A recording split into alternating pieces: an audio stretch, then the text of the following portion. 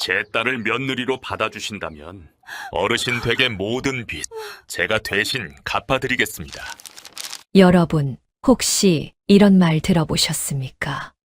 넝쿨째 굴러온 복덩어리. 아무런 노력 없이 저절로 찾아온 행운을 뜻하는 말이죠. 하지만 때로는 그 복이 처음엔 재앙처럼 보일 때가 있습니다. 오늘 이야기가 바로 그렇습니다. 옛날 아주 먼 옛날 조선 중기 어느 마을에 한 양반 부인이 살았습니다. 이름은 정경 부인 이씨. 명문가 출신으로 예법과 학식을 두루 갖춘 분이었지요. 하지만 운명은 그녀에게 가혹했습니다. 남편이 병으로 세상을 떠난 지 3년. 집안은 빚더미에 앉았고 끼니조차 걱정해야 하는 처지가 되었거든요. 아들은 아직 20도 안 된 젊은 나이. 과거 공부는커녕 끼니 걱정이 앞섰습니다. 그런 정경 부인에게 어느 날 뜻밖의 제안이 들어왔습니다. 선생님들, 새해 복 많이 받으세요. 사연 시작 전 구독과 좋아요를 눌러주신다면 저에게는 큰 힘이 됩니다. 그럼 사연 시작합니다. 음력 10월 찬바람이 불기 시작할 무렵이었습니다. 정경 부인은 사랑채에 앉아 밀린 빚 목록을 보고 있었어요.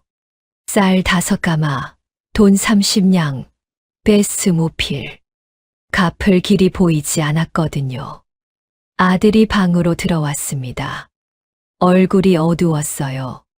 최 부자 댁에서 또 사람을 보냈다고 했습니다. 이번 달 안으로 빚을 갚으라는 독촉이었지요. 정경 부인은 한숨을 삼켰습니다. 양반의 체면상 한숨조차 함부로 내쉴 수 없었거든요. 아들에게 알겠다고만 했어요.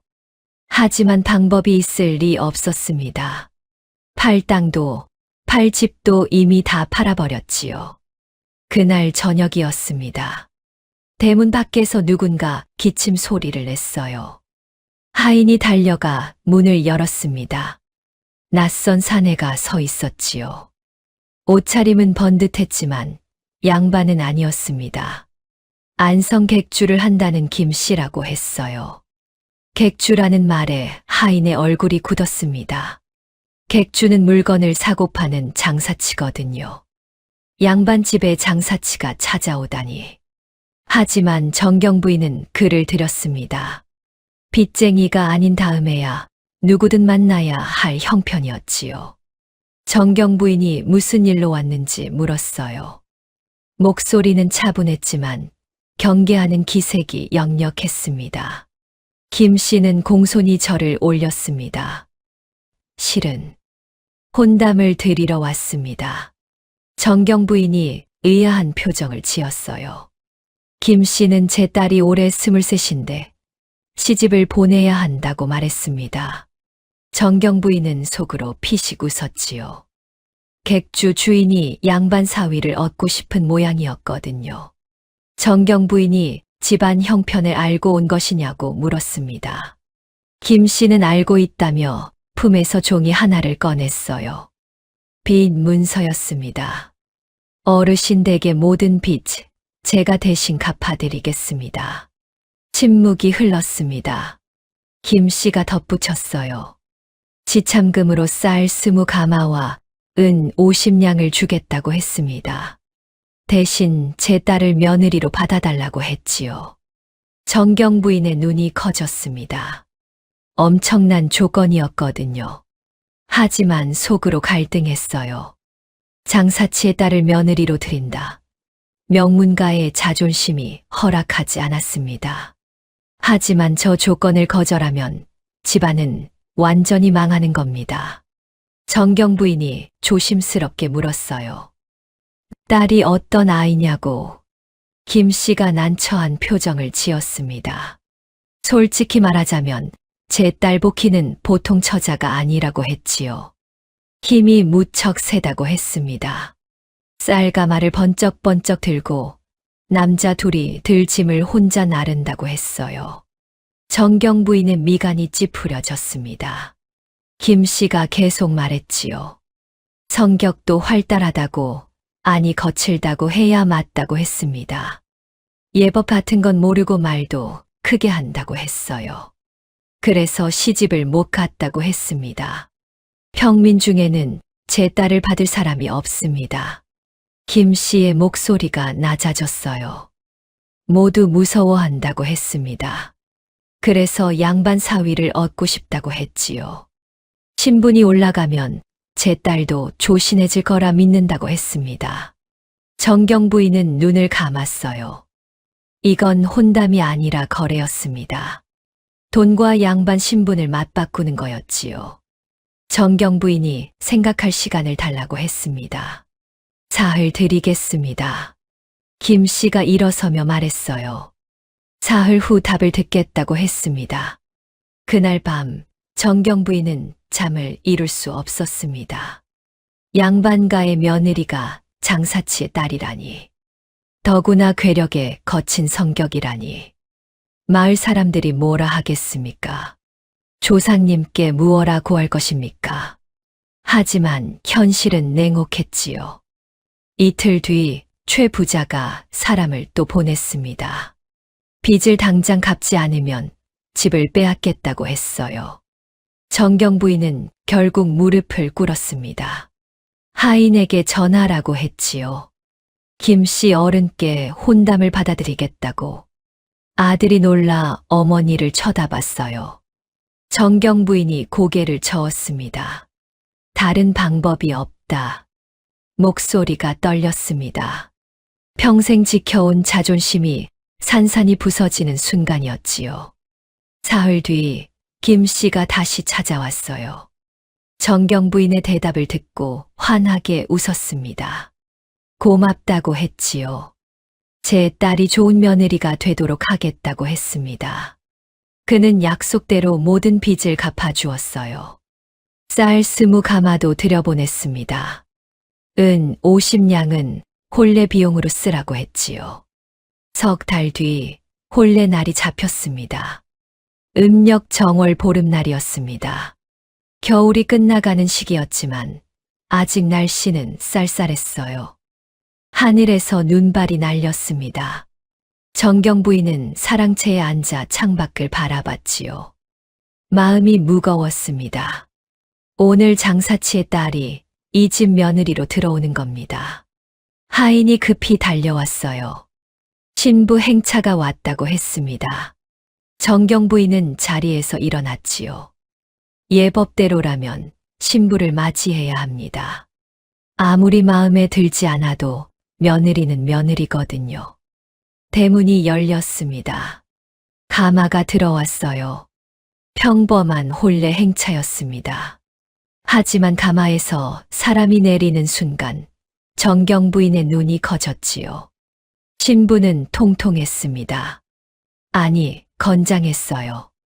보통 여인의 2배는 되어 보였습니다. 홍색 원삼을 입었는데도 어깨가 우람했지요. 그리고 신부가 움직일 때마다 땅이 쿵쿵 울렸습니다. 마을 사람들이 수군거렸어요. 신부가 쌀가마를 들고 왔다고 했습니다. 양손에 하나씩이었지요. 혼례 예물이었습니다. 보통은 하인들이 나르는데 신부가 직접 들고 온 거예요. 정경 부인은 어지러웠습니다. 신부가 다가왔지요. 화려한 족도리 아래로 동그란 얼굴이 보였습니다. 눈은 또렷했고 입가에는 미소가 걸려 있었어요. 겁먹은 기색이라곤 전혀 없었습니다. 시어머니, 인사드립니다. 목소리가 우렁찼어요. 마을 끝까지 들릴 것 같았습니다. 정경 부인은 화들짝 놀랐지요. 작게 말하라고 했습니다. 신부가 다시 인사했어요. 하지만 여전히 목소리는 컸습니다. 혼례는 그렇게 치러졌지요. 혼례가 끝나고 신부는 안채로 들어갔습니다. 정경 부인은 머리가 지끈거렸어요. 저런 며느리를 어떻게 길들인단 말입니까? 하지만 일단 하룻밤은 참아야 했지요. 이튿날 아침이었습니다. 정경 부인은 일찍 일어났어요. 며느리가 어떤지 살펴봐야 했습니다. 안채로 가는데 마당에서 이상한 소리가 들렸지요. 쿵, 쿵. 정경 부인이 고개를 돌렸습니다. 그리고 입을 딱 벌렸어요. 마당에 며느리가 서 있었습니다. 평상복 차림이었는데 소매를 걷어올리고 있었지요. 그리고 손으로 장독대 옆에 커다란 돌절구를 들어올리고 있었어요. 며느리가 괴성을 지르며 돌절구를 번쩍 들었습니다. 그 무게가 아마 20근은 될 겁니다.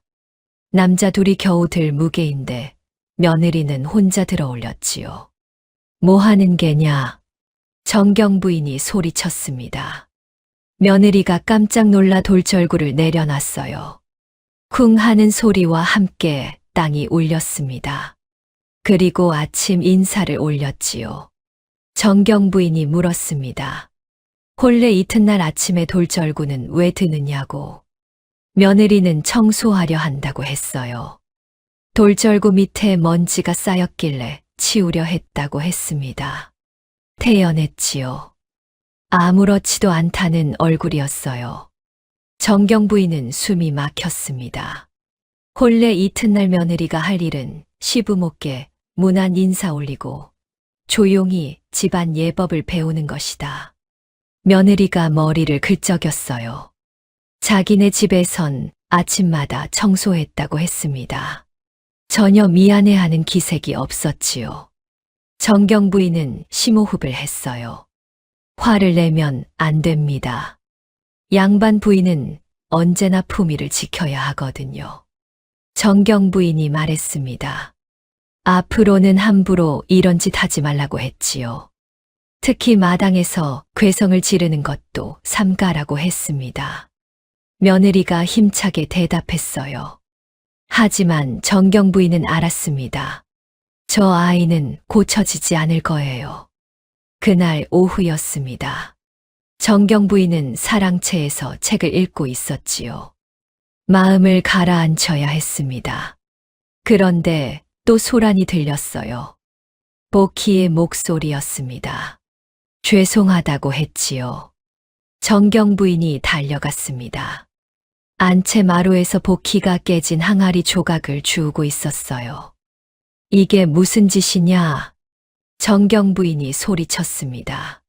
그 항아리는 정경 부인의 친정에서 가져온 것이었지요. 오래된 청자 항아리로 매우 귀했습니다.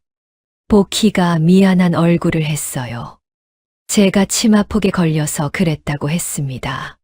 하지만 정경 부인은 이미 참을성이 바닥났지요. 나가라. 당장 내 눈앞에서 사라져라. 목소리가 떨렸습니다. 평생 이렇게 화를 내본 적이 없었거든요. 복희는 주춤 물러났어요. 처음으로 조금 겁먹은 표정을 지었습니다. 조용히 사과하고는 방으로 들어갔지요. 정경 부인은 주저앉았습니다. 깨진 항아리를 바라보며 한숨을 쉬었어요. 이 혼사를 받아들인 게 정말 잘한 일일까? 후회가 밀려왔습니다. 그날 저녁 복희는 방에서 나오지 않았습니다. 정경 부인도 복희를 부르지 않았지요. 서로 피하는 게 나았습니다. 아들이 안채와 사랑채를 오가며 전전긍긍했지만 별 도리가 없었어요. 사흘이 지났습니다. 복희는 시어머니를 피했어요. 아침 일찍 일어나 마당 청소를 했습니다. 빨래도 하고 부엌일도 거들었지요. 하지만 시어머니와 마주치지 않으려 애썼습니다. 정경 부인도 며느리를 보지 않으려 했어요. 사랑채에만 틀어박혀 지냈습니다. 식사도 혼자 했지요.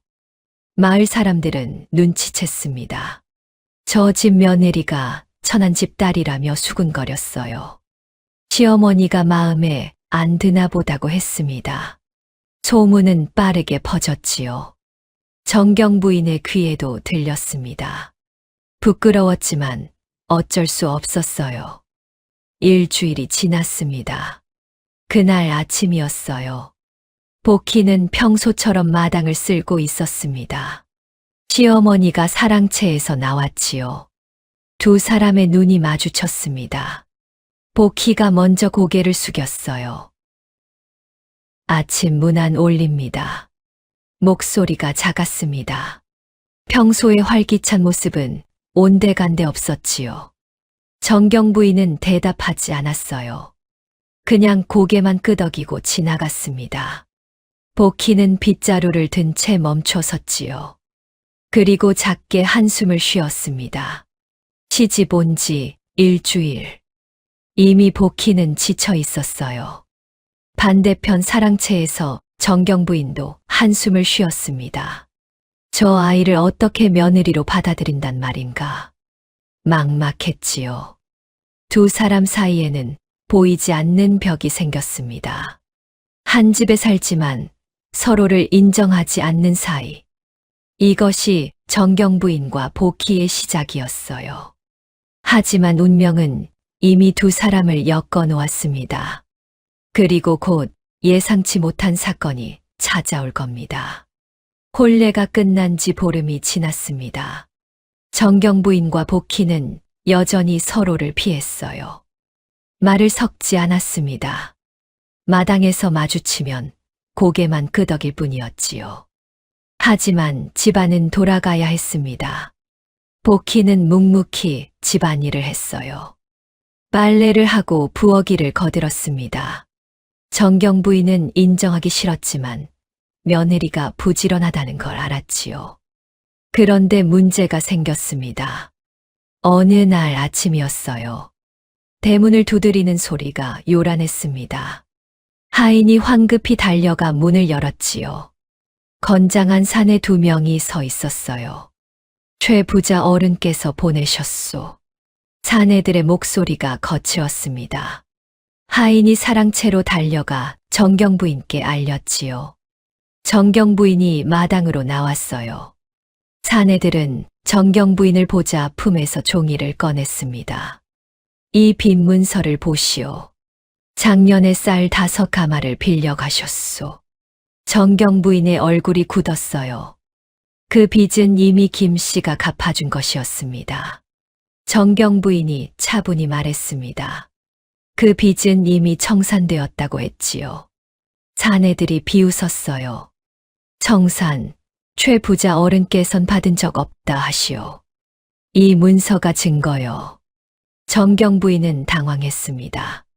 김 씨가 분명 갚았다고 했는데, 하지만 증거가 없었어요. 받았다는 영수증을 받지 못했거든요. 사내들이 말했습니다. 일주일 안에 쌀 5가마를 갚으라고 했지요. 못 갚으면 집을 빼앗겠다고 했어요. 일주일이요. 기억하시오. 사내들은 그렇게 말하고 돌아갔습니다. 정경 부인은 마당에 우뚝 서 있었어요. 손이 떨렸습니다. 김 씨가 분명 갚았는데 최 부자가 받지 않았다고 우기는 겁니다. 이건 사기였지요. 안채에서 복희가 나왔어요. 방금 전 일을 다 들었습니다. 시어머니, 저 사람들. 정경 부인이 고개를 저었습니다. 말하지 말라는 뜻이었지요. 복희는 입을 다물었어요. 그날 저녁 정경 부인은 사랑채에서 책상 앞에 앉았습니다. 어떻게 해야 할까? 김 씨를 찾아가 영수증을 달라고 해야 하나? 하지만 김 씨가 최 부자에게 직접 갚았다는 증거도 없었어요. 최 부자가 잡아떼면 어쩔 도리가 없었지요. 관아에 호소한다. 하지만 빈 문서는 최 부자가 갖고 있었습니다. 증거는 저쪽에 있었어요. 정경 부인은 머리를 쥐어뜯었습니다. 문 밖에서 인기척이 났어요. 복희였습니다. 시어머니, 들어가도 되겠습니까? 정경 부인이 대답했지요. 들어오라고 했습니다. 복희가 조심스럽게 방으로 들어왔어요. 무릎을 꿇고 앉았습니다. 한 가지 방법이 있을 것 같은데. 정경 부인이 복희를 쳐다봤어요. 복희가 말했습니다. 장터에 가면 최 부자의 심부름꾼들이 있다고 했지요. 그들은 입이 가볍다고 했어요. 술 한 잔만 사주면 주인 어른 험담을 쏟아냅니다. 제가 물어보겠습니다. 정경 부인이 고개를 끄덕였어요. 해볼 만한 방법이었습니다. 이틀 뒤 복희는 장터로 갔습니다. 장터는 북적였어요. 복희는 익숙한 곳이었지요. 친정이 객주였으니 어릴 때부터 장터를 드나들었거든요. 복희는 주막으로 갔습니다. 과연 최 부자 집 심부름꾼 둘이 술을 마시고 있었어요. 어이, 형님들. 복희가 호탕하게 다가갔습니다. 심부름꾼들이 고개를 돌렸지요. 누구요? 복희가 웃으며 말했어요. 정경 부인 댁 며느리라고 했습니다. 술 한 잔 사겠다고 했지요. 심부름꾼들이 의심스러운 눈으로 복희를 봤어요. 하지만 복희가 주막 주인에게 소리쳤습니다. 여기 술 석 병 더요. 술이 나왔어요. 복희가 심부름꾼들 앞에 술잔을 따랐습니다. 심부름꾼들이 슬그머니 웃었지요. 며느리가 시원시원하구먼. 복희가 함께 술을 마셨어요. 한 순배, 두 순배. 술이 돌자 심부름꾼들의 혀가 풀렸습니다. 우리 주인 어른 말이야. 복희가 귀를 기울였어요. 심부름꾼들이 말했습니다. 최 부자가 요즘 돈이 궁하다고 했지요. 그래서 옛날 빈문서를 뒤져서 2번 받아내려 한다고 했어요. 정경 부인 댁만 그런 게 아니라오. 벌써 3집이나 당했지. 복희의 눈이 번쩍였습니다. 이거였어요. 최 부자가 사기를 치고 있었던 겁니다. 복희가 물었어요. 증거가 있느냐고. 심부름꾼이 술에 취해 말했습니다. 주인 어른이 장부를 따로 적는다고 했지요. 이중 장부였어요. 하나는 진짜, 하나는 거짓. 그 장부만 있으면 복희가 더 물으려 했어요. 하지만 심부름꾼들은 이미 술에 취해 정신이 없었습니다. 복희는 주막을 나왔어요. 달려서 집으로 돌아왔습니다. 정경 부인이 복희의 보고를 들었습니다. 이중 장부라. 정경 부인의 눈이 빛났어요. 그 장부만 손에 넣으면 최 부자의 사기를 증명할 수 있었습니다. 하지만 문제가 있었지요.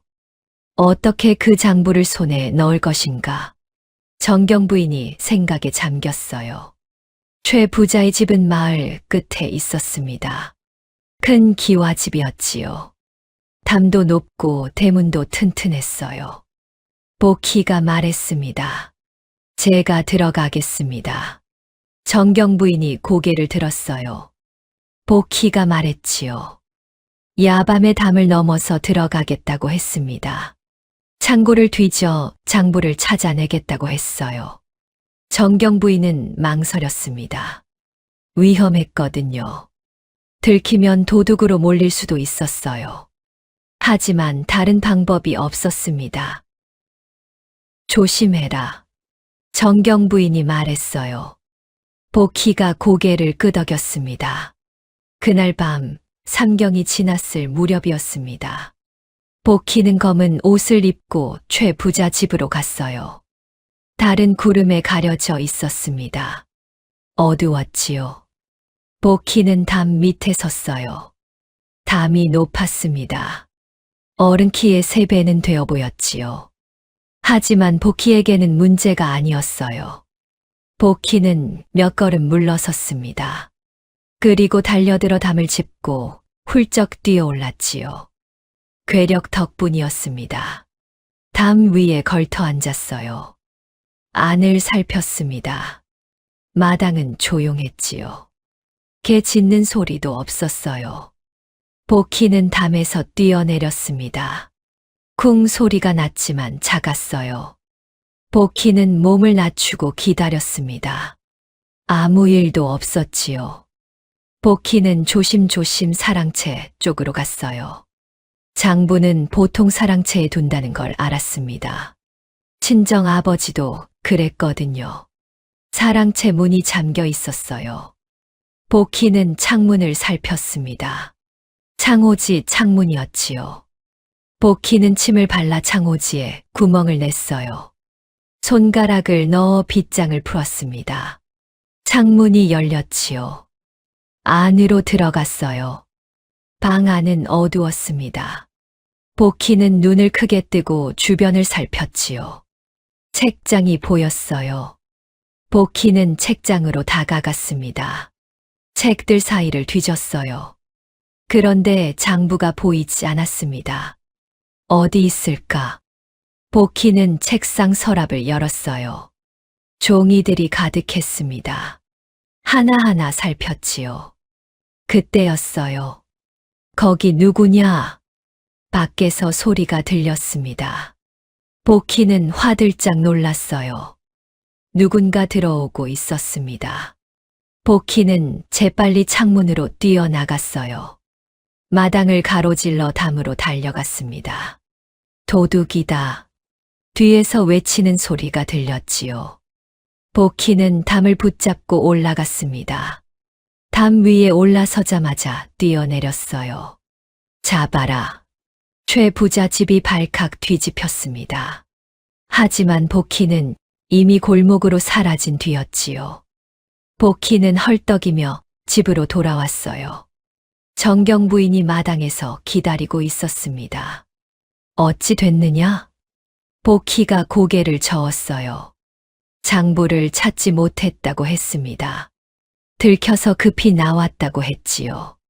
정경 부인의 얼굴이 어두워졌습니다. 하지만 복희가 품에서 종이 한 장을 꺼냈어요. 이건 우연히 주었습니다. 그건 편지였어요. 복희가 서랍을 뒤질 때 바닥에 떨어진 걸 주워온 거였지요. 정경 부인이 편지를 펼쳤습니다. 촛불을 가까이 대고 읽었어요. 눈이 커졌습니다. 그 편지는 최 부자가 다른 부자에게 보낸 것이었지요. 내용은 이중 장부를 쓰는 방법에 대한 것이었어요. 어떻게 빚을 2번 받아내는지 자세히 적혀 있었습니다. 이거면 정경 부인이 중얼거렸어요. 이거면 충분했습니다. 이중 장부는 못 찾았지만 이 편지가 결정적 증거였지요. 정경 부인이 복희를 쳐다봤어요. 복희도 시어머니를 봤습니다. 두 사람은 처음으로 함께 웃었지요. 다음 날 아침이었습니다. 정경 부인은 마을 어른들을 집으로 불렀어요. 최 부자에게도 사람을 보냈습니다. 최 부자가 심부름꾼들을 데리고 왔지요. 의기양양했어요. 드디어 갚으시겠소? 정경 부인이 차분히 말했습니다. 갚을 것은 없다고 했지요. 오히려 최 부자가 사기를 쳤다고 했어요. 최 부자가 코웃음을 쳤습니다. 증거라도 있소. 정경 부인이 편지를 꺼냈어요. 마을 어른들 앞에서 펼쳤습니다. 큰 소리로 읽었지요.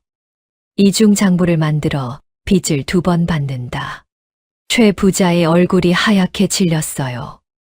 마을 어른들이 웅성거렸습니다. 최 부자가 사기꾼이었다며 수군거렸지요. 최 부자가 발악했어요. 그 편지는 위조라고 소리쳤습니다. 하지만 마을 어른 중 한 명이 말했어요. 그 글씨는 최 부자 글씨가 맞다고 했습니다. 자기도 최 부자 편지를 받은 적이 있다고 했지요. 최 부자는 더 이상 변명할 수 없었어요.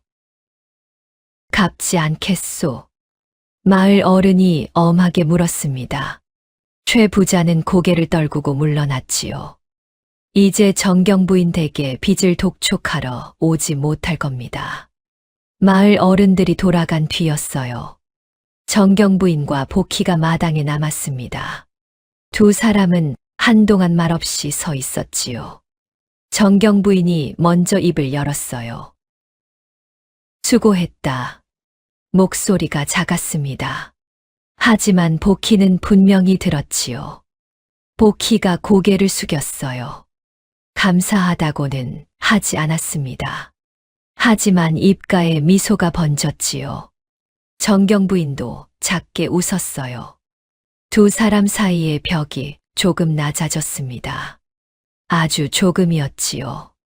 아직 서로 불편했어요. 아직 서먹했습니다. 하지만 함께 싸워서 이겼습니다. 그것만으로도 의미가 있었지요. 정경 부인이 안채로 들어갔어요. 복희도 자기 방으로 갔습니다. 하지만 두 사람 모두 알았습니다. 다음에 또 위기가 오면 함께 맞서야 한다는 것을. 그리고 함께라면 이길 수 있다는 것을. 작은 변화가 시작되었습니다. 최 부자 사건이 끝나고 한 달쯤 지났습니다. 정경 부인과 복희는 조금씩 가까워졌어요. 여전히 서먹했지만 함께 위기를 넘긴 사이였습니다. 말을 섞는 횟수가 늘었지요. 어느 날 아침이었습니다. 복희가 장바구니를 들고 장터로 나갔어요.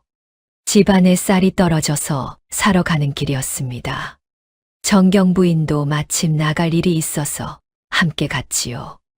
장터는 사람들로 북적였습니다. 복희는 쌀 가게로 갔어요. 주인이 쌀을 내놓았습니다. 복희가 쌀을 한 줌 쥐어 살폈지요. 그리고 코를 가까이 대고 냄새를 맡았습니다. 이건 작년 쌀이네요. 주인이 당황했어요. 아니, 올해 수확한. 복희가 고개를 저었습니다. 작년 쌀이 맞다고 했지요. 쌀 냄새가 다르다고 했어요. 작년 쌀이면 값을 깎아주셔야지요. 주인이 할 수 없이 값을 깎아줬습니다. 정경 부인은 옆에서 지켜봤어요. 놀라웠습니다. 복희가 쌀만 보고도 언제 수확한 건지 아는 거예요. 다음은 생선 가게였습니다. 복희가 생선을 살폈어요. 아가미를 벌려보고 눈을 들여다봤습니다. 이 생선은 사흘 됐네요. 신선한 게 아니에요. 생선 장수가 부인했지만 복희는 확신에 차 있었습니다. 결국 값을 낮춰서 샀지요. 정경 부인은 신기했어요. 복희가 물건 가치를 정확히 아는 겁니다. 집으로 돌아오는 길이었습니다. 정경 부인이 복희에게 물었어요. 어떻게 그렇게 잘 아느냐고. 복희가 웃으며 대답했습니다. 친정이 객주라서 어릴 때부터 물건을 다뤘다고 했지요. 보면 안다고 했어요. 정경 부인은 생각에 잠겼습니다. 그날 저녁이었어요. 정경 부인은 사랑채에 앉아 있었습니다. 복희의 능력이 머릿속을 떠나지 않았지요. 문득 생각이 떠올랐어요. 복희의 장사 감각과 자신의 양반 인맥을 합치면 어떨까? 정경 부인의 친정 친구들은 모두 양반 부인들이었습니다. 좋은 물건을 구하고 싶어 하지만 장터에 직접 갈 수는 없는 사람들이었지요. 복희가 객주에서 물건을 구해오고 정경 부인이 그걸 친구들에게 판다면 가능할 것 같았어요. 다음 날 아침이었습니다. 정경 부인이 복희를 불렀어요. 안채로 오라고 했습니다. 복희가 조심스럽게 방으로 들어왔지요. 정경 부인이 말했습니다. 장사를 해보자고 했어요. 복희가 눈을 크게 떴습니다. 장사요? 시어머니께서. 정경 부인이 고개를 끄덕였어요. 복희가 친정 객주에서 물건을 구해오고 자신이 친정 친구들에게 파는 거라고 했습니다. 이익은 반씩 나누자고 했지요. 복희는 의아했어요. 양반이 장사를 한다는 게 이상했습니다. 하지만 시어머니의 눈빛이 진지했지요. 해보겠습니다. 복희가 대답했어요. 일주일 뒤였습니다. 복희는 친정 객주로 갔어요. 아버지 김 씨가 반갑게 맞아줬습니다. 복희가 사정을 설명했지요. 고급 비단이 필요하다고 했습니다. 시어머니의 친구들에게 팔거라고 했어요. 김 씨가 웃었습니다. 딸이 장사를 한다니 기특하다고 했지요. 창고로 데려가서 최고급 비단을 보여줬어요. 이게 중국에서 들여온 건데, 보키의 눈이 빛났습니다. 비단이 아름다웠거든요. 양반 부인들이 좋아할 만했습니다. 김 씨가 값을 불렀어요. 보키가 흥정했습니다. 친정 아버지였지만 장사는 장사였지요. 결국 조금 싼 값에 샀어요. 보키는 비단 보따리를 짊어졌습니다. 보통 사람은 둘이 들어야 할 무게였지만 보키는 혼자 번쩍 들었지요. 조심해서 가거라. 김 씨가 손을 흔들었어요. 보키는 집으로 돌아왔습니다. 정경 부인이 비단을 살폈어요. 감탄했습니다. 정말 좋은 물건이었거든요. 내일 친구들에게 보여줄게. 정경 부인이 말했습니다. 다음 날이었어요. 정경 부인은 친정 친구 2명을 집으로 불렀습니다. 박 부인과 송 부인이었지요. 오랜만에 만나서 차를 마시며 이야기를 나눴어요. 한참 후 정경 부인이 비단을 꺼냈습니다. 이걸 좀 보세요.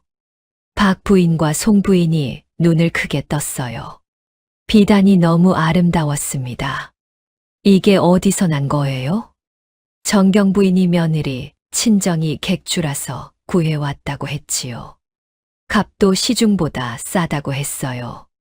두 부인이 바로 샀습니다. 한 필식이었지요. 정경 부인이 돈을 받았어요. 이익이 꽤 많이 남았습니다.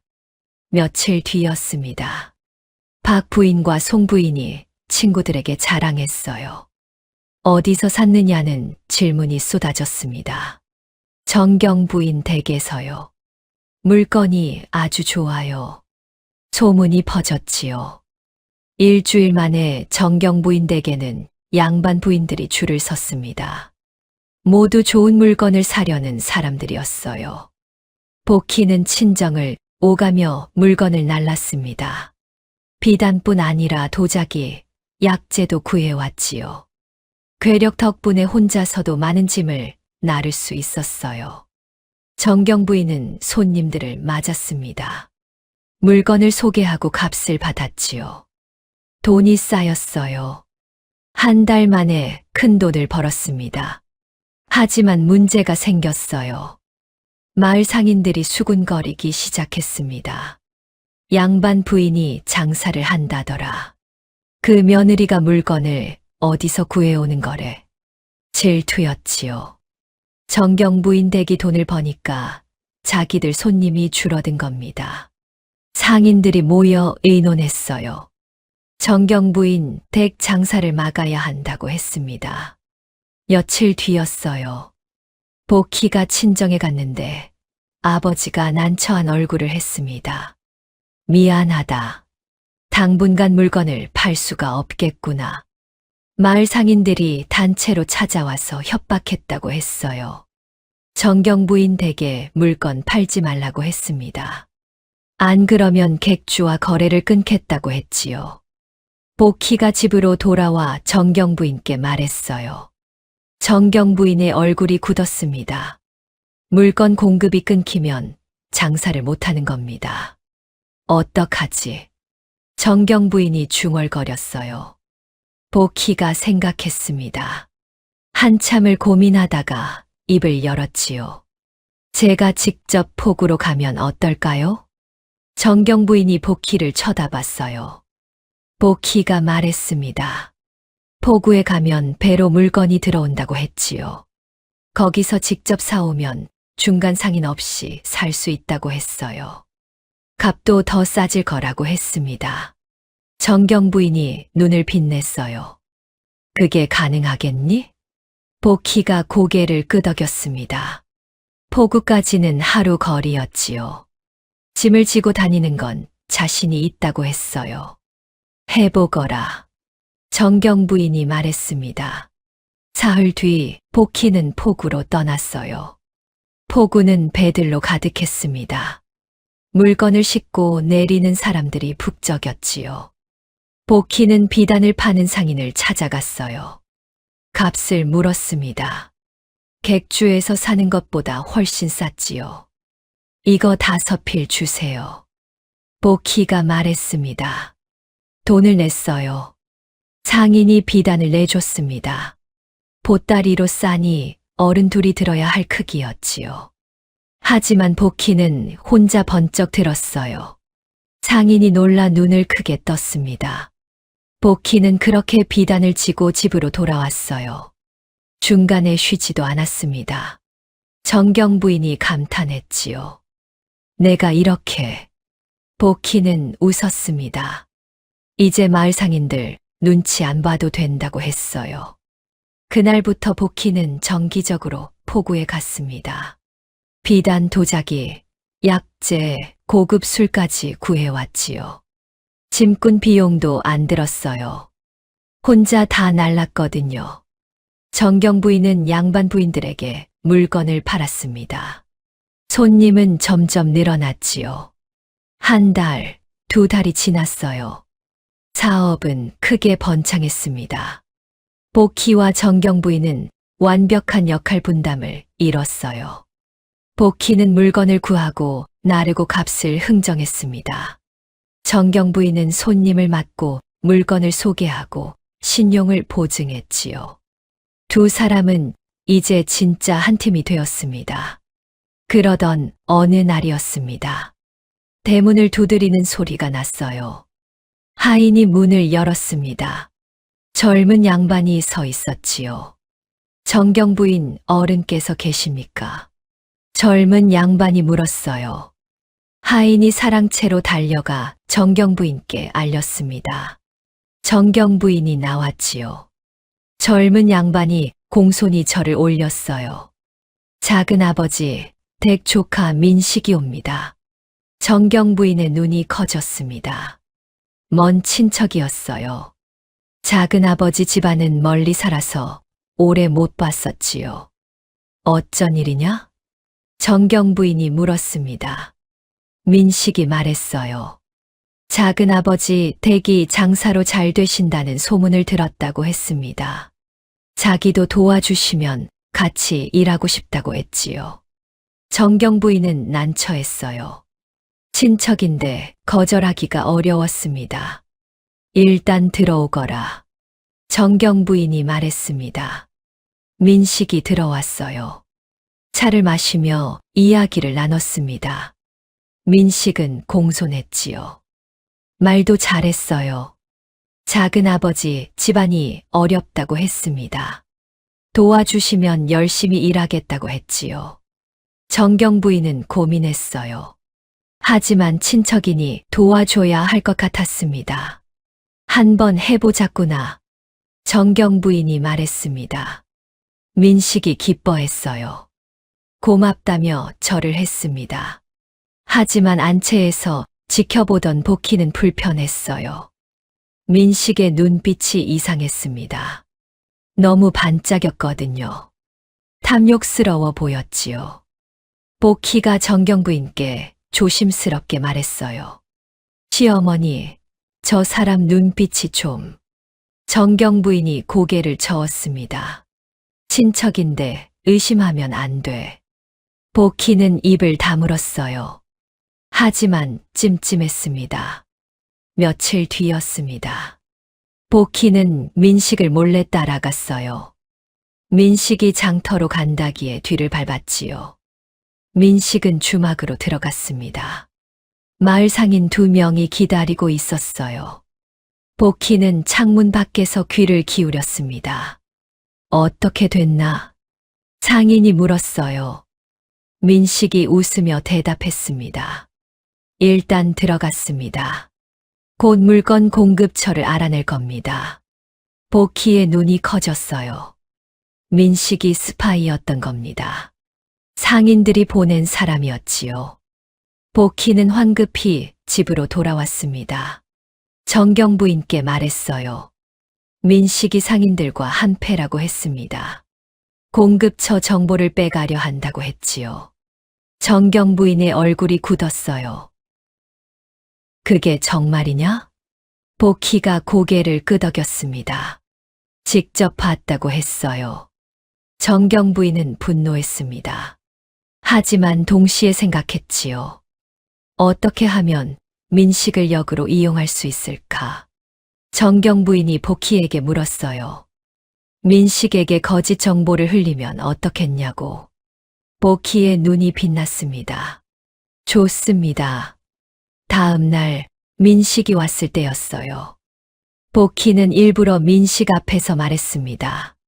오늘 동쪽 포구로 물건 구하러 간다고 했지요. 큰 목소리로 말했어요. 민식이 귀를 쫑긋 세웠습니다. 복희는 집을 나섰어요. 하지만 동쪽 포구가 아니라 서쪽 포구로 갔습니다. 민식은 몰래 복희를 따라갔어요. 하지만 복희가 동쪽으로 가지 않는 걸 보고 당황했습니다. 결국 동쪽 포구로 혼자 갔지요. 동쪽 포구에는 아무것도 없었어요. 민식은 하루 종일 헛걸음만 했습니다. 그 사이 복희는 서쪽 포구에서 실컷 물건을 사왔지요. 민식은 며칠 동안 계속 속았습니다. 가짜 정보만 듣고 다녔어요. 상인들에게 잘못된 정보를 전달했지요. 결국 일주일 후 민식은 포기하고 떠났습니다. 죄송합니다. 제가 도움이 안 되는 것 같아서. 민식이 정경 부인께 말했어요.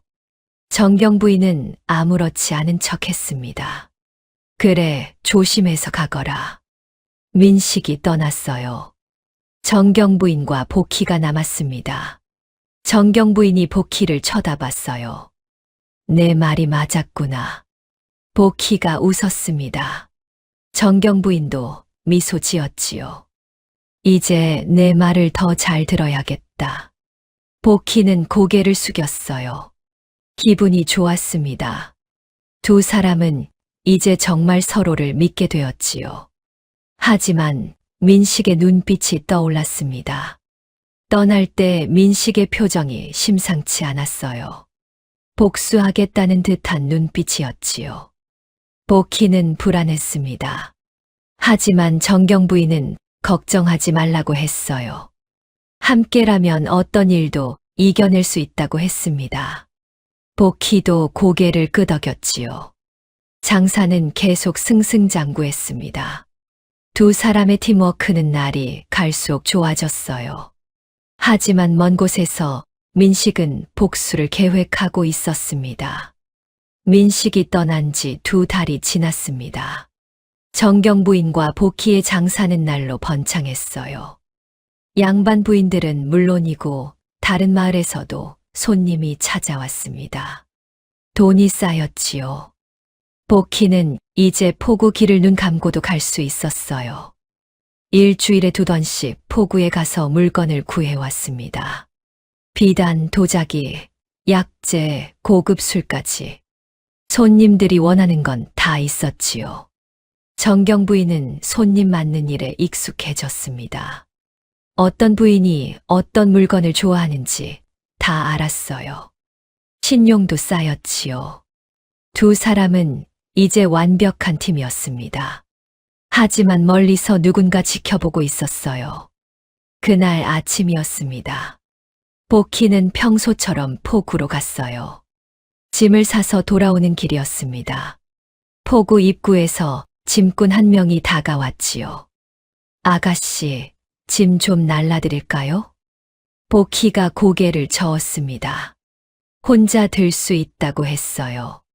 하지만 짐꾼이 계속 졸라댔습니다. 값도 싸게 해주겠다고 했지요. 복희는 귀찮았어요. 그냥 조금만 들어달라고 했습니다. 돈 몇 푼 주고 말이죠. 짐꾼이 짐 일부를 들었어요. 복희와 함께 걸었습니다. 중간에 복희가 잠깐 쉬었지요. 그 사이 짐꾼이 보따리를 만졌어요. 뭔가를 집어넣는 것 같았지만 복희는 몰랐습니다. 집에 도착했어요. 복희는 짐꾼에게 돈을 주고 보냈습니다. 그리고 짐을 창고에 넣었지요. 이튿날이었습니다. 정경 부인은 손님을 맡고 있었어요. 박 부인이 찾아왔습니다. 비단을 사러 온 거였지요. 그때였어요. 대문이 벌컥 열렸습니다. 관아 포졸들이 우르르 들어왔어요. 정경 부인 댁이 여기요? 포졸이 소리쳤습니다. 정경 부인이 놀라 일어섰어요. 무슨 일이요? 포졸이 종이를 펼쳤습니다. 밀무역을 한다는 고발이 들어왔소. 창고를 수색하겠소. 정경 부인의 얼굴이 하얗게 질렸어요. 밀무역, 무슨 말씀을? 하지만 포졸들은 이미 창고로 달려갔습니다. 복희도 마당에 나왔어요. 무슨 일인지 몰라 당황했지요. 포졸들이 창고를 뒤졌습니다. 한참 후 한 포졸이 소리쳤어요. 여기 있소. 포졸이 작은 나무 상자를 들고 나왔습니다. 상자를 열었지요. 안에는 작은 옥 조각들이 있었어요. 관아 허가 없이 거래하면 안 되는 물건이었습니다. 정경 부인과 복희가 눈이 커졌어요. 이게 뭐예요? 우리가 산 게 아닌데. 복희가 소리쳤습니다. 포졸이 차갑게 말했어요. 변명은 관아에 가서 하시오. 일단 잡아가겠소. 포졸들이 다가왔습니다. 정경 부인이 말했지요. 잠깐만 기다려달라고 했습니다. 이건 누명이라고 했어요. 하지만 포졸은 듣지 않았습니다. 증거가 분명하오. 어서 따라오시오. 두 사람은 관아로 끌려갔습니다. 관아 감옥이었어요. 정경 부인과 복희는 좁은 방에 갇혔습니다. 어두웠어요. 차가웠지요. 복희가 벽에 기대 앉았습니다. 눈물이 났어요. 시어머니, 진짜 저는 모르는 물건이에요. 목소리가 떨렸습니다. 정경 부인이 복희 옆에 앉았어요. 손을 잡았습니다. 알아. 내가 그럴 리 없지. 복희가 울었습니다. 하지만 증거가 있잖아요. 우리 창고에서 나왔어요. 정경 부인은 생각했어요. 분명 누군가 끼워 넣은 겁니다. 하지만 누가, 왜? 한참을 생각했지요. 그리고 떠올랐습니다. 민식이 복수하려고 이런 짓을 한 게 아닐까. 정경 부인이 복희에게 물었어요. 복희야, 내가 마지막으로 물건 가져온 게 언제지? 복희가 생각했습니다. 그제였어요. 그때 혼자였니? 누가 짐을 만졌니? 복희가 기억을 더듬었어요. 짐꾼이 있었습니다. 중간에 쉬었을 때 짐꾼이 보따리를 만졌던 것 같았어요. 짐꾼이요. 포구에서 만났는데 정경 부인의 눈이 빛났습니다. 그거야. 누군가 그 짐꾼을 매수했을 거야. 복희도 깨달았어요. 그 짐꾼이 밀수품을 몰래 넣은 거였지요. 하지만 어떻게 증명하죠? 복희가 물었습니다. 정경 부인이 말했어요. 일단 나가야 한다고 했습니다. 그 짐꾼을 찾아야 한다고 했지요. 다음 날 아침이었습니다. 정경 부인의 친구 박 부인이 관아를 찾아왔어요. 보석금을 내고 두 사람을 풀어줬습니다. 조사는 계속될 거요. 도망가지 마시오. 관아 아전이 경고했습니다. 정경 부인과 복희는 집으로 돌아왔어요. 복희가 곧바로 말했습니다.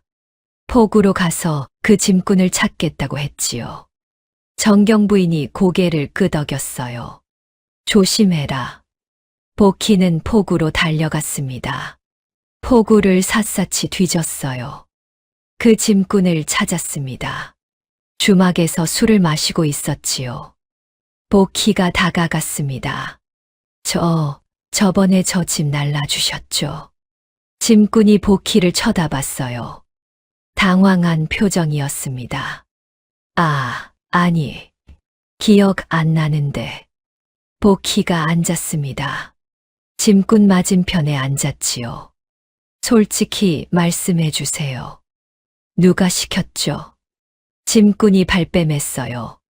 모른다고 했습니다.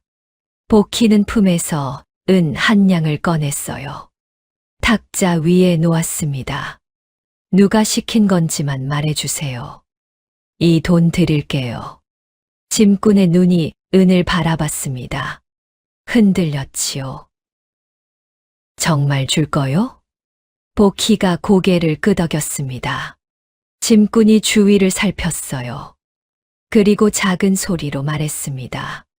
민식이라는 양반이 돈 주고 시켰소. 보따리에 상자 하나 넣으라고. 복희의 눈이 커졌어요. 역시 민식이었습니다. 그 양반 지금 어디 있어요? 짐꾼이 고개를 저었습니다. 모른다고 했어요. 한 번 만나고 끝이었다고 했지요. 복희는 집으로 돌아왔습니다. 정경 부인에게 말했어요. 짐꾼이 민식이 시켰다고 했지요. 정경 부인이 생각했습니다. 짐꾼 증언만으론 약해. 민식이 어떻게 밀수품을 구했는지 알아야 해. 복희가 말했습니다. 민식 뒤를 밟아보겠다고 했어요. 정경 부인이 걱정했지만 복희는 이미 결심한 얼굴이었습니다. 그날 밤이었어요. 복희는 민식이 머무는 주막을 찾아냈습니다. 마을 밖 주막이었지요. 복희는 주막 밖에 숨어서 기다렸어요. 한밤중이 지났을 무렵 민식이 주막에서 나왔습니다. 어두운 골목으로 걸어갔지요. 복희가 뒤를 밟았습니다. 민식은 마을 끝 빈 창고로 갔어요. 거기서 누군가를 만났습니다. 복희는 창고 뒤에 숨어서 귀를 기울였지요. 일이 잘 됐소. 낯선 남자의 목소리였습니다. 민식이 웃었어요. 물론이요. 이번 일로 저 집 완전히 망할 거요. 남자가 말했습니다. 밀수품 팔아서 번 돈을 나눠 가지자고 했지요. 복희는 남자 얼굴을 확인하려 했어요. 하지만 어두워서 잘 보이지 않았습니다. 두 사람이 헤어졌어요. 민식은 주막으로 돌아가고 남자는 다른 곳으로 갔습니다. 복희는 남자를 따라갔어요. 남자는 포구 쪽 작은 집으로 들어갔지요. 복희는 집을 확인했습니다. 그리고 집으로 돌아왔어요.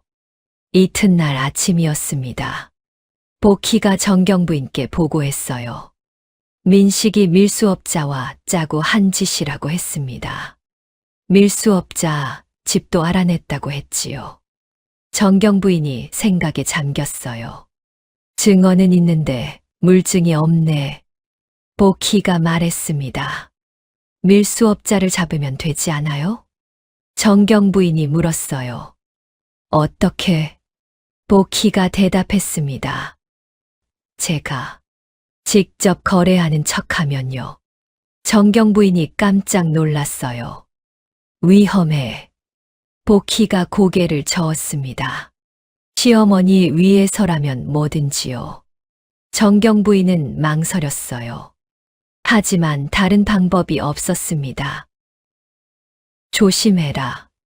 내가 관아에 미리 알릴게. 두 사람은 계획을 짰습니다. 그날 저녁이었어요. 복희는 밀수업자 집을 찾아갔습니다. 문을 두드렸지요. 밀수업자가 문을 열었어요. 의심스러운 눈으로 복희를 봤습니다. 누구시오? 복희가 말했습니다. 자기도 밀수품을 팔고 싶다고 했어요. 밀수업자가 비웃었습니다. 갑자기 웬 아가씨가. 복희는 품에서 돈주머니를 꺼냈어요. 은이 가득했습니다. 이 정도면 믿겠어요? 밀수업자의 눈빛이 변했지요. 욕심이 났습니다. 들어오시오. 복희가 집 안으로 들어갔어요. 밀수업자가 물었습니다. 무슨 물건이 필요하냐고. 복희가 대답했어요. 5억 조각이 필요하다고 했습니다. 밀수업자가 고개를 끄덕였지요. 가져올 수 있다고 했습니다. 내일 밤 포구에서 만나자고 했어요. 복희가 알았다고 했습니다. 다음 날 밤이었습니다. 포구는 고요했어요. 어두웠지요. 복희는 약속 장소에서 기다렸습니다. 밀수업자가 왔어요. 작은 상자를 들고 있었습니다. 여기 있소. 밀수업자가 상자를 열었어요. 5억 조각들이 들어 있었지요. 바로 그때였습니다. 움직이지 마라.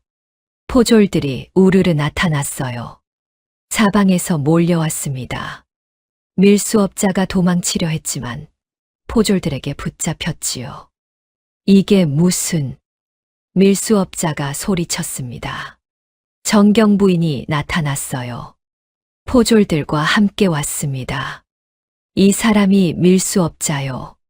우리 집에 누명 씌운 자의 공범이요. 관아 아전이 밀수업자를 끌고 갔습니다. 다음 날 관아에서 신문이 있었습니다. 밀수업자가 끌려왔어요. 사또가 물었습니다. 이 밀수품은 어디서 났느냐?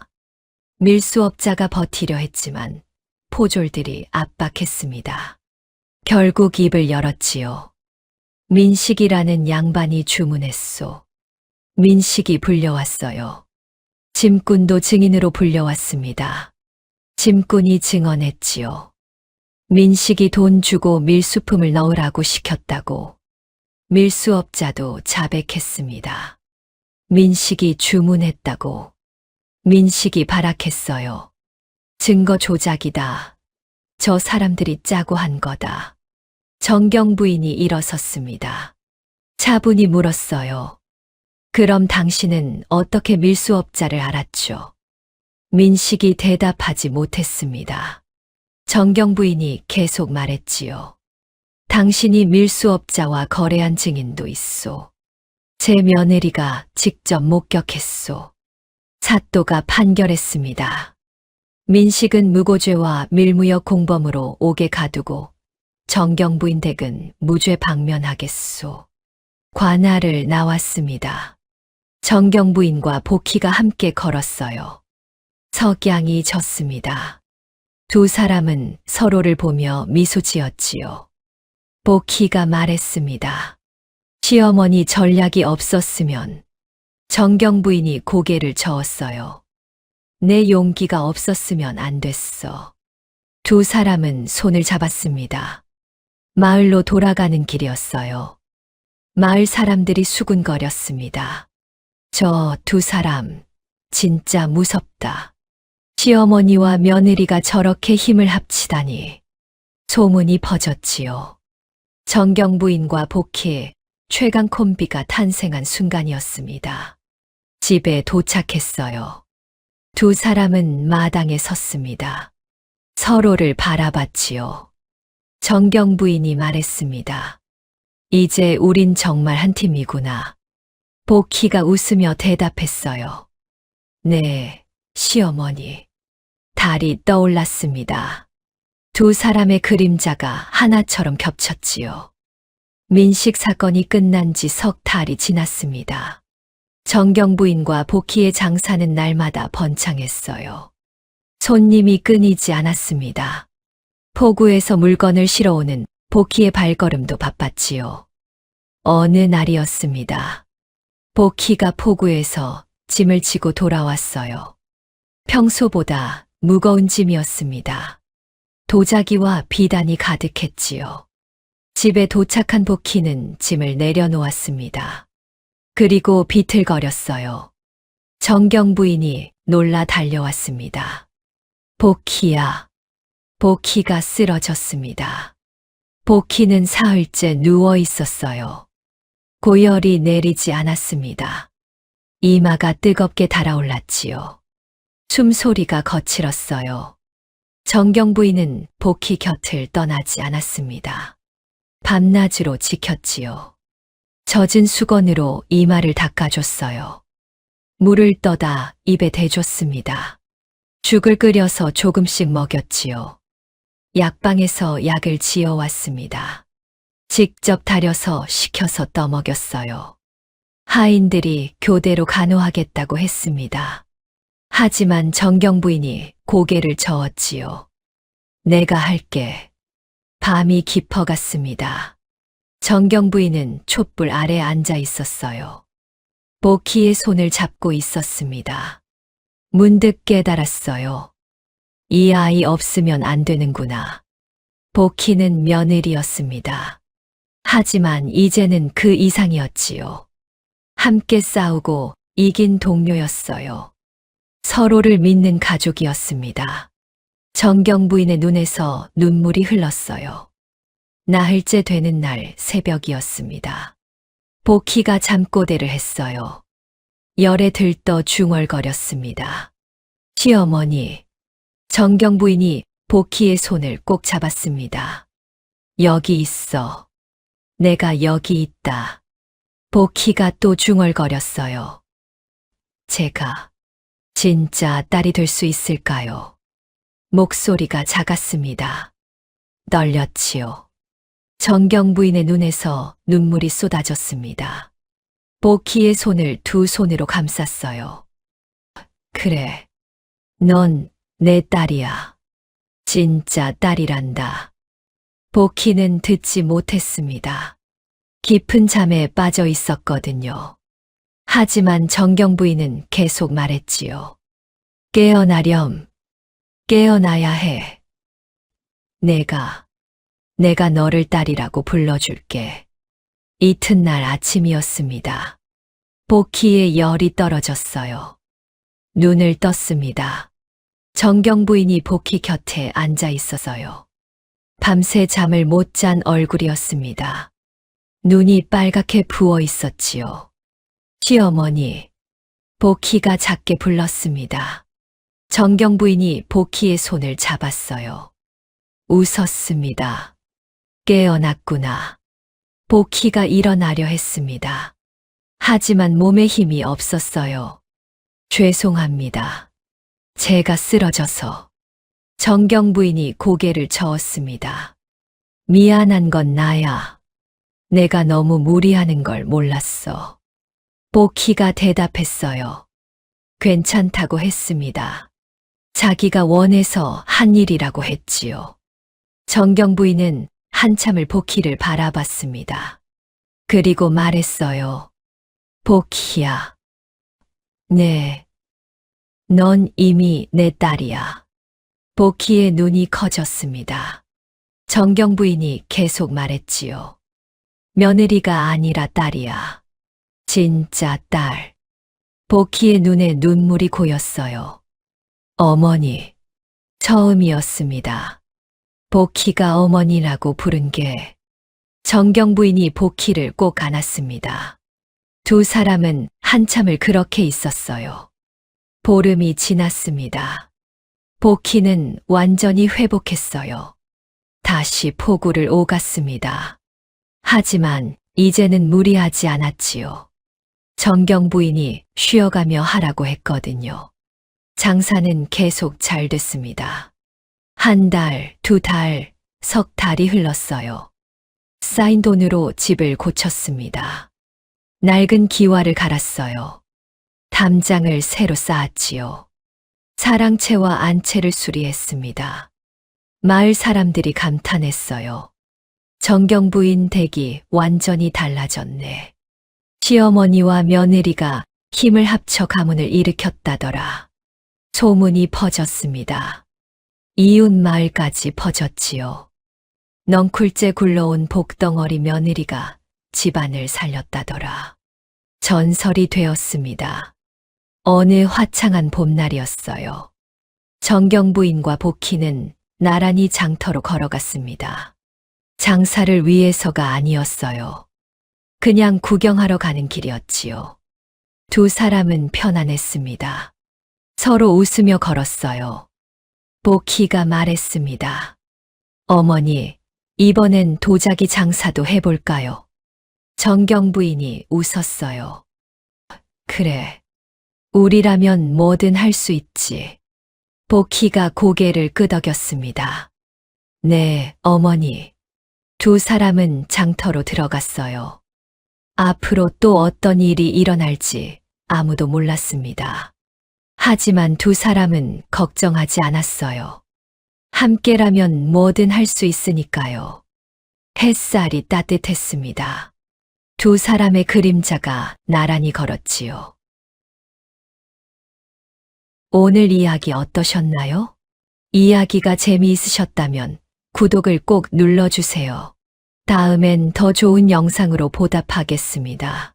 시청해 주셔서 감사합니다. 아래 구독 버튼을 눌러주세요.